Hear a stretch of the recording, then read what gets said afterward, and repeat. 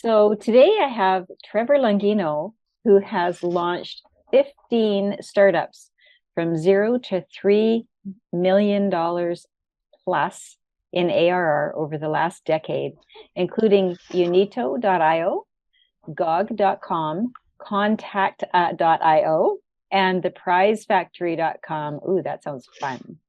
He has launched 50 startups, mentored about 200 more, taught thousands, and taught marketing, branding, growth, and revenue to more than 1,000 startups at accelerators all over Europe and North America. He is the founder of Crowd Tamers, an agency that launches new startups and new products, and is a small-scale angel investor as well. So, hello, Trevor. Thanks for Hello. coming and chatting with me today. Thanks, Christine. Good talking. Yeah. So, first of all, Crowd Tamers. Why did you decide on Crowd Tamers as a name for your business? So my technical name for my business is Longino Consulting LLC, which is really boring. And I Yeah. wanted a DBA that was a little more fun. And back when I founded this company 15 years ago, or 16, oh my goodness, 16 years ago, Hmm. social media was new. Like you still had to have a .edu email address to sign up for Facebook. Yes. And so I'm like, well, that's the thing is I'm going to teach you how to tame the crowd on social media, but then broadly just the idea of the people I tend to work with now at Crowd Tamers are technical and product led founders. And the whole idea of marketing is kind of a scary, like all those people out there, if they just knew me well enough, they'd buy from me. But trying to get them to jump the gap between don't know about me and bought my product is terrifying. So there's still some idea of kind of getting that unwashed masses who don't buy your product yet, taming Hmm. them, harnessing that force, and using that to be how you grow your business. Wow. Yeah. That really does describe the evolution in a nutshell of how things have come along between the time before Facebook, during Facebook, and now after all of these other things have popped up into our universe here. Yeah. So, yeah. So part of what you do is launch million-dollar businesses. Obviously, they're not million-dollar businesses when you start with them. So how do you launch a million? You take something that's brand new because you really enjoy working with startups. So how do you launch a million-dollar business from a startup? So one of the things that like it's my mission to try and get the word out is figuring out if your business has enough potential to be $1 million business. And most businesses do have that potential. It sounds weird to say, but $1 million business isn't really that big a business. Like most enterprises that have any capacity to scale can hit $1 million. But you have to figure out one before you invest deeply in it. Can it scale to this? And the answer very frequently is not the way you're trying. And so being able to Ah, very quickly say, this is not the right way to go about it, put it down and try a new way is crucial to successfully launching $1 million business. They say that only 1 in 10 startups makes it past 2 or 3 years. And the answer is not because 90% of startups are crap. The answer is rather because 90% of founders didn't have enough time to get past all the bad ideas before they got the one that actually worked. And what Crowd Tamers does, the way we work, is we really quickly and really cheaply iterate on ideas until we find the one that works. And we use a couple different core concepts in how we do a go to market campaign for a client. The first part is we run what I call minimum viable sprints, and they ooh, are basically the tiniest marketing campaign you could possibly execute, but they have a utility. So the usual way someone makes a marketing campaign, you probably know this, Christine. You say, hey, I've got a budget. I'm going to write, maybe if I'm particularly organized, I'll write a plan for the whole thing. But a lot of marketers just shoot from the hip and say, great, I've got a blog post, maybe a press release, some social media posts, some graphics. Maybe I'll throw together a video, shot with my cell phone on selfie, like whatever, and then we'll launch it. Hope it works. Mm-hmm. If it does work, awesome. I'm a genius. If it doesn't work, probably the sales team's fault anyway. So like Wow. Yeah. that I have heard is, those. I have heard absolutely those going on in companies. and the problem is you've launched the entire marketing campaign with no idea if it's going to work before you commit to it full time. So you'll put thousands or tens of thousands or hundreds of thousands of dollars into an idea that sounds good on paper, but maybe it sucks. Mm-hmm. Anybody who's gone to business school or marketing school has no doubt seen examples of just awful advertising campaigns that, like, why would anybody have ever done this? The answer is because you didn't validate the idea first with a minimum viable sprint. So minimum viable sprint, very easy idea here. Take advantage of the social media platforms, taming the crowds on there, and Yeah. find an audience who looks like a good fit for you. You can do audience targeting on any of these platforms. And you're going to run an ad that's just text for 48 hours with a $100 ad spend. That's it. And what you do is you try different audiences with the same type of text, or one audience with different types of text. And so what you're looking for is what gets engagement. And that's starting the very first part. Like, there's no graphics here yet. There's no video. There's nothing fancy done here. All the expensive stuff. Yeah, all the expenses. It's just, does this get their interest? And for a level of interest you want to see. So broadly across all of display advertising, which is what you want to do here. You don't want to buy Google ads because they are too, you have to know too much about your audience to have Google ads work. So display ads, that's Meta ads, TikTok ads, Pinterest ads, LinkedIn ads, like these sorts of things. Across all of them, the average click-through rate is 0.5%. Mm. If you can get at least a 1% click-through rate, you're already in the top 40% of all ads ever made, and you're not using fancy graphics or animations or videos or any of this. So Wow. get that click-through rate, and you've got something with some promise to develop. If you don't get that click-through rate, run another minimum viable sprint. For almost every founder I've worked with, you run 3 or 5 minimum viable sprints with between 3 to 10 ideas in each. Mm-hmm. And then you're going to find the one that works really well. Ah. And so right there, you've knocked out somewhere between 6 and as many as 50 marketing campaigns to find the one that actually has promise. So you fail all the bad ideas for a small amount of money. And then you find the one that works, and you go from a minimum viable sprint to a grow to market campaign. Now you're building, if you think of the way you build a campaign, I'm sure you're familiar with the idea of a funnel. Oh, absolutely. Right? Yeah. And I detest this for two reasons. One is because literally everything that goes in the top of a funnel comes out the bottom, which doesn't make sense because everyone talks about, oh, your funnel loses people at every stage. Well, it's not a funnel. It's a crappy sieve then. Like, your metaphor makes no sense. But the other thing is, Yeah. a funnel makes it feel like it just happens, right? I put stuff in the top. I get people aware of me, and then they will magically come to the point where they're willing to buy. They'll just drop with gravity into my lap. And that is very much not how it goes. No. I like to think of this as you're building a pyramid. And then, like any building, the foundation must be solid. The awareness level, people knowing you exist and being interested enough to check you out, go to your website or whatever your offer is, that's that 1% jump you want to hit. And then you build, once you've got that 1% working, you build a grow to market campaign, which combines ideas of growth hacking and go to market. Growth hacking is iteration, fast development, and moving your way forward. So once you've got text that works, then we work on what's the graphic that works. Once you have the graphic that works, what's the landing page that gets signups? Forget if they buy yet. We're not measuring that. Do you just get signups for an offer? Awesome. Now can we activate them into an action, right? Is it attend a sales call? Is it try the product online for free?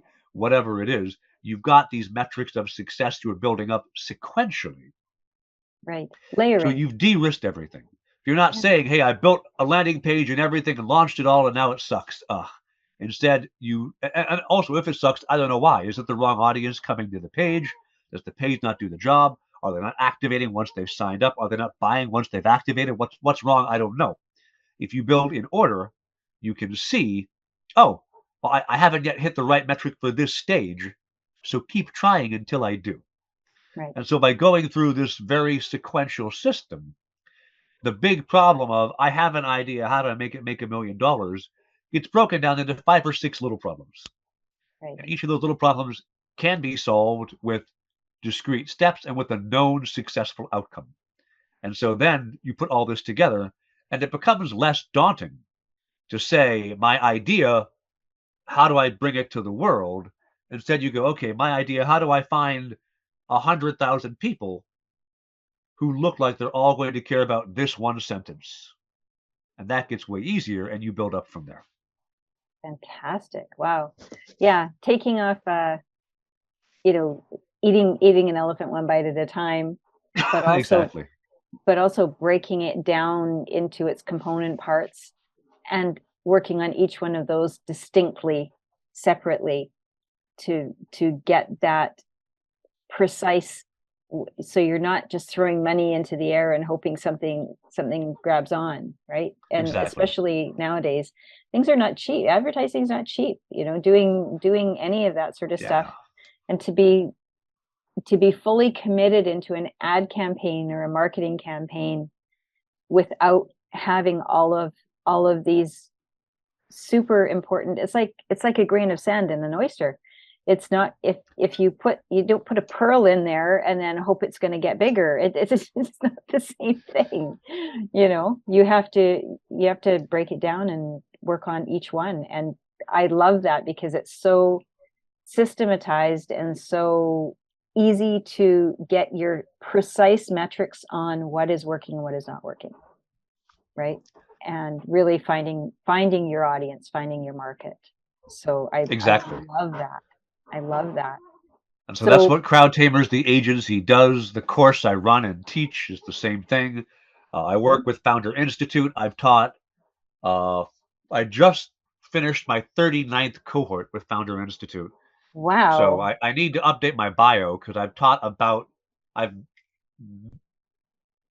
mentored one-on-one with about 600 founders by now. And I've taught about 4,000 founders through Founder Institute. Go-to-market marketing and scale. Yeah. So. Yeah. That's, I just love that. And that's why I was so interested in getting together with you and talking about this, because what I find is when I find someone whose mind works a totally different way than the masses, and what everyone else is shilling out there, and when I hear the methodology behind it and everything, it just really resonates for me that this person really has seen something that other people aren't seeing. And what they're seeing, they're putting into practice, and they've got proven results from it. And you've got all this time and all of these results behind you. And so it's amazing to me, that I got to find out that you even exist. Right. And then now I want to make sure that as many people as possible in my network, in my field division, can enjoy the benefits of all of the work that you've done leading up to where you are now, plus anything else that comes along, anything else that you come up with going forward that you openly share and help your clients with. So definitely. Well, thank you. That is, I've had the weird fortune. I have been responsible for the launch of probably around 50 startups. And that's probably an order of magnitude more than most people. Absolutely. Right. Absolutely. I know even multimillionaires really that haven't done that many. Will be done fine. Yeah. And that is because I was VP of marketing for a startup accelerator that just launched startups. Their whole value prop was they will get a couple of developers in a room. They'll get a couple of developers in a room, and they will tell them, look, you code. Whatever you want to code, you code. Every other part of the business will handle. And so we rented, well, we didn't, I wasn't, the CEO, he rented a Quonset hut, which is those like corrugated metal Quonset, like an airplane hangar, just off of Orlando's International Airport. and it had no air conditioning in Florida. Oh No air no. conditioning, With the and it was humidity? Oh, and the humidity was just. We had uh, folding tables like you'd see in school cafeterias, like the faux wood folding tables. We had like 10 of them. Well, two at a time, stacked 10 deep, so 20 total. And then server racks in the back of this Quonset hut, which was with no AC, was terrible for the servers. And then all of the and of course servers are also very, very loud. So just the yes. constant, chainsaw roar of these servers in the back of this open corrugated metal hut. Uh, not I would not call this the best working environment ever. No. But had that, and then we would launch a startup a month. Basically, we find a new team, we'd bring them in, we'd say, great, you want to code this thing, we're going to take care of we had bookkeepers, we had HR people, we had sales people, we had marketing people. And so just launching and launching and launching and launching. And I was not recruited as their VP of marketing. I was recruited as their copywriter to write press releases and stuff. And about 7 weeks after I joined the company, everybody above me in the marketing team quit. Oh, And so the CEO's like, "You're now the director of marketing, Trevor." And I'm like, "I don't know anything about this. Like, I have a minor in marketing from my university, and then I went out of university and instantly went into testing video games for Electronic Arts." oh, EA. And They're just up the yeah, for street from EA. me. Yeah, so worked for them. Their Tiburon studios in Orlando, Florida, make all the sports games. So I was responsible for testing like NASCAR sports. I don't know NASCAR. Yeah. NCAA football, I don't know football, American football, of course. Yeah. NFL football, don't know that either. Uh, and then cricket, don't know that either. Right? I Oh, was just testing the game, but knew nothing about the rules. And so doing that, and then working 90 plus hours every week because it was a sausage machine of a company, hmm. and got out of that. So basically, convinced the CEO of Nextelligence, look, I write 10 to 15 bugs a day. That's copywriting. That's what it is, and I'm Yeah. describing it orderly like it's technical writing. So they Yeah. hired me on to be a writer, and then I was in charge of. There were four of us at first, and at the end of about 18 months, launching a startup every month, the team was 50. Ooh, A whole lot of them overseas in India were content production facilities. We, for a while, owned the second largest social network in India before wow. we sold it off, called Buy India. They're now long since gone. But they also, like any social network, the first 200 users were all fake. Oh, It was the same 20 Indians who were all writing stuff on each other's profiles in Hindi and Telugu and Marathi, and oh, just having wow. we had these whole every week we would plan and arrange and organize what the plot lines were amongst the different members of the community, talking with and whatever. But Yeah. it was enough to make when people visited, they went, "Oh, this is active. Right. I'll Right. communicate too." Reddit did the same thing when Reddit launched. The Yeah. founders had like 50 profiles each. They were posting all the time. So, yeah, we had every Indian content producer for Buy India had the goal of 200 comments, posts, or interactions every week. Wow. They were just so we had 20 of them. Right? We were doing 4,000 of these a week, and so people were like, "Oh, look, it's a big community," and then it started to pick up, and it got some momentum going. Yeah. So, like launching all these, I launched a bunch of them just horribly. I didn't know what I was doing, Yeah. and then the only real benefit to having me in charge of doing this marketing was I took good notes Hmm. and I learned by doing a lot wrong what not to do twice. Right.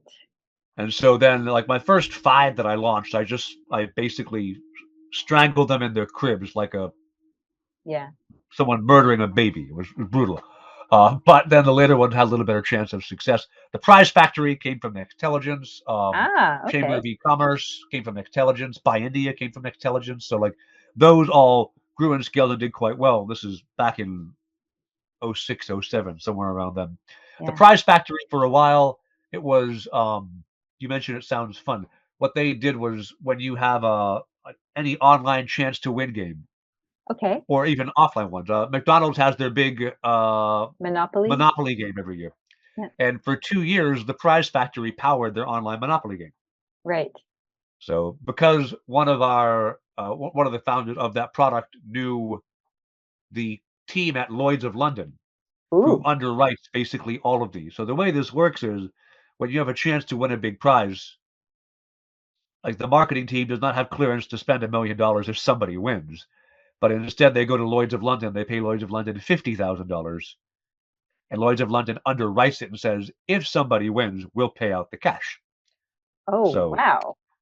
because the Prize That's Factory's founder interesting. knew Lloyd's of London employees, Yes. basically anytime somebody came to them and went, we want to do this, but we're not sure how to do it on the internet, they'd say, oh, go talk to my friends at the Prize Factory. Right. And so McDonald's, Taco Bell, and I think the NFL all had like the Prize Factory powered games at one point. Did super well.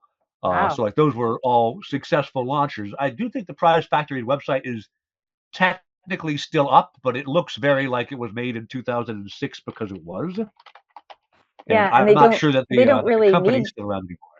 Oh, okay. Yeah, it would have Like now been I'm quite curious. something because the monopoly is still going. I mean, they just did a big marketing push for it that they've high graded it somehow.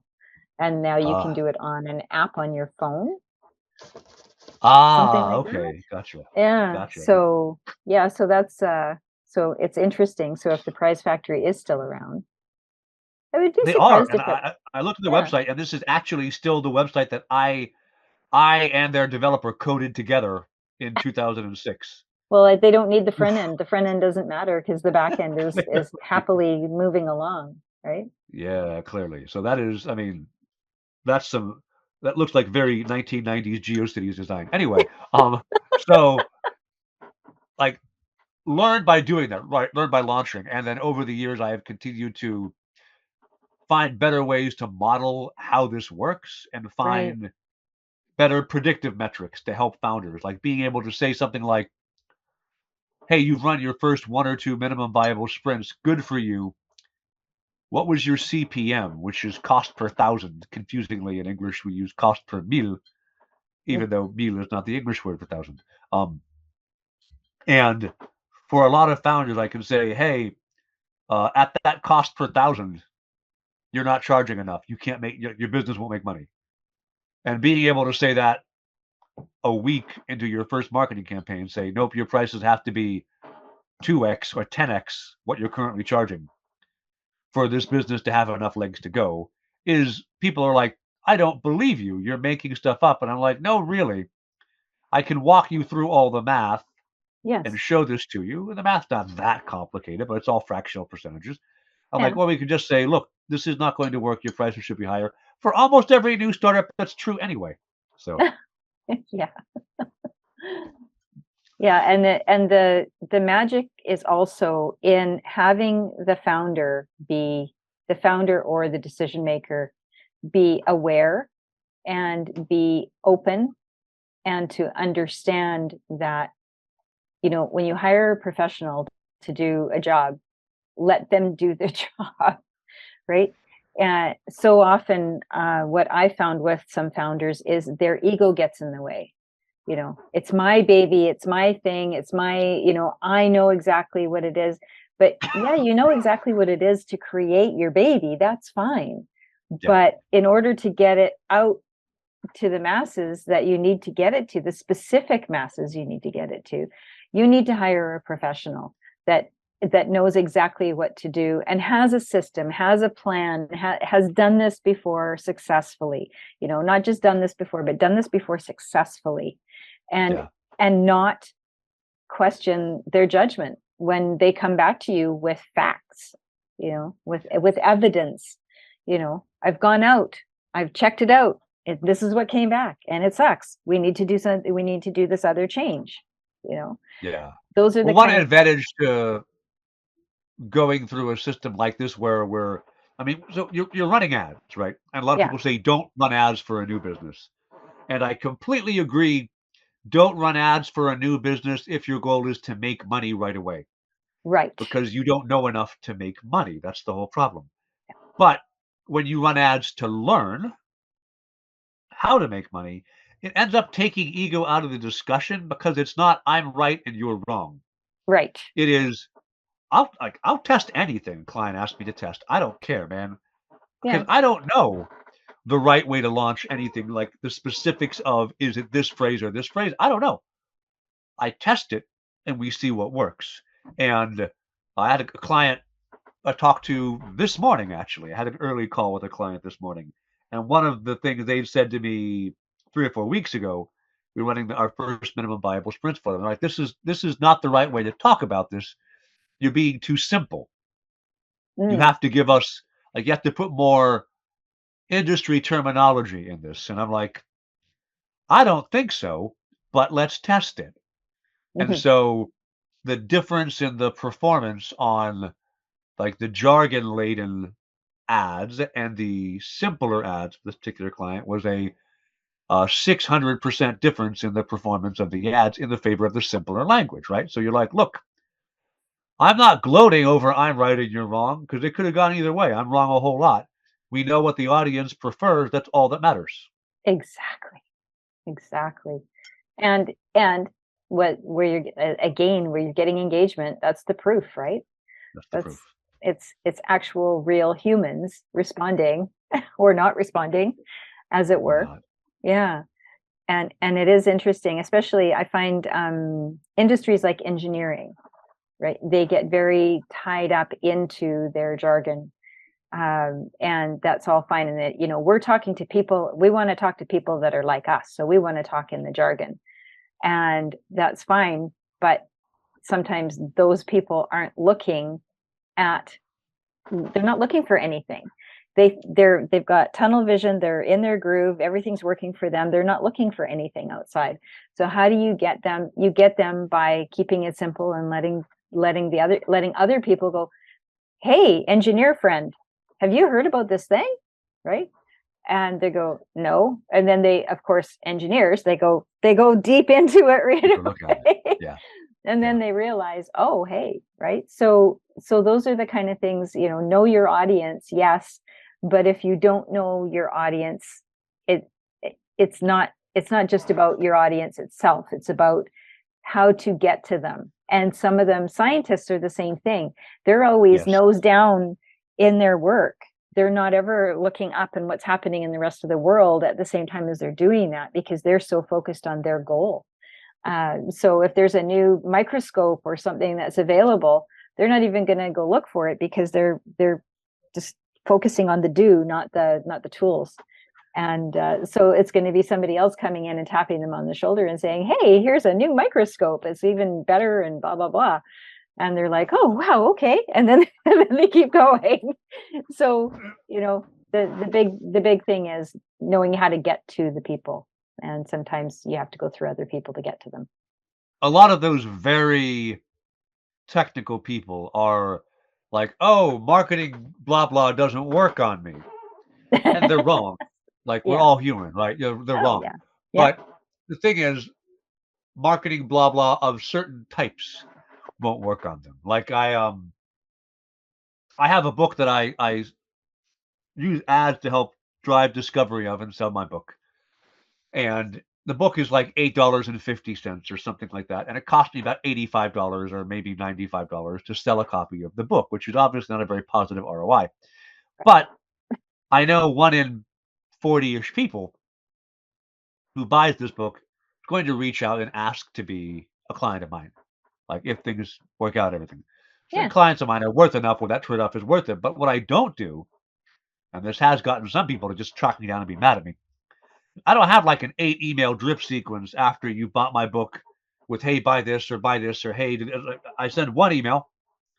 The book itself has 2 links back to my website, one on the author bio page and one on the very last page.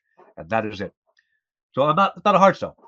Yeah. And I've had a couple people, one dude in particular I remember, who found me on LinkedIn. He's like, I like your book, but I'm mad at you because there's no upsell loops. Like, there needs to be better upsells here. And I'm like, well, most of my audience is actively turned off by the upsell, right? If they read the book and they go, this guy knows his stuff, I should talk to him.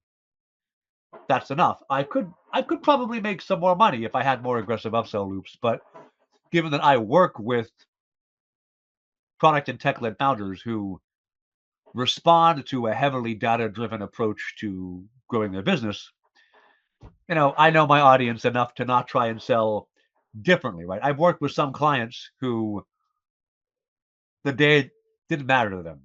I Yeah. had a client, well, actually, I had a client where for the CEO, the data mattered.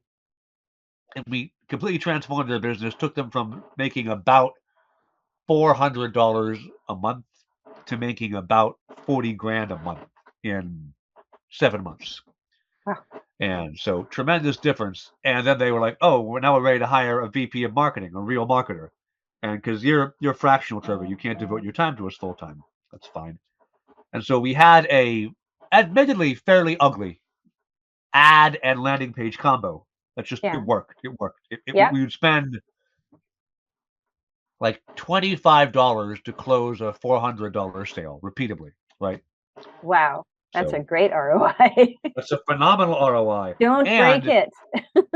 it was a hardware company, and during the pandemic, they couldn't get more units. So we shifted the product to be a subscription for 90 days and you send it back. And we still kept the price point the same. And people were still buying this 90-day use it and send it back sequence. So it was Oh. working really well. The new VP comes on board. He's like, we're going to make everything look beautiful. Uh, So he did. And it went up to $130 to sell a $400 product. They were still making money, but making substantially less. And he didn't care. He's like, no. We need to look this way to be a real company.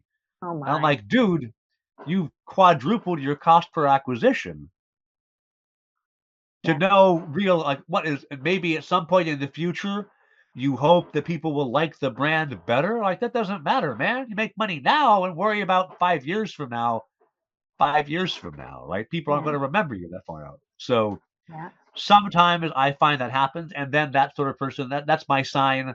Like, this is not the client for me, right? So I worked with that guy Yeah. for like maybe 6 weeks. And then I went, you know what?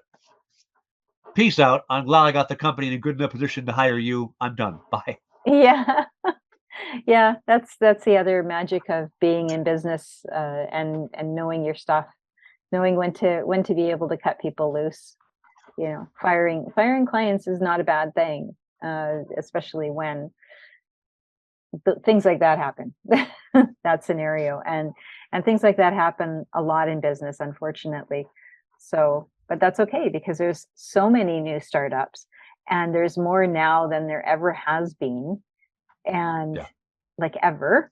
And I can honestly say that with authority.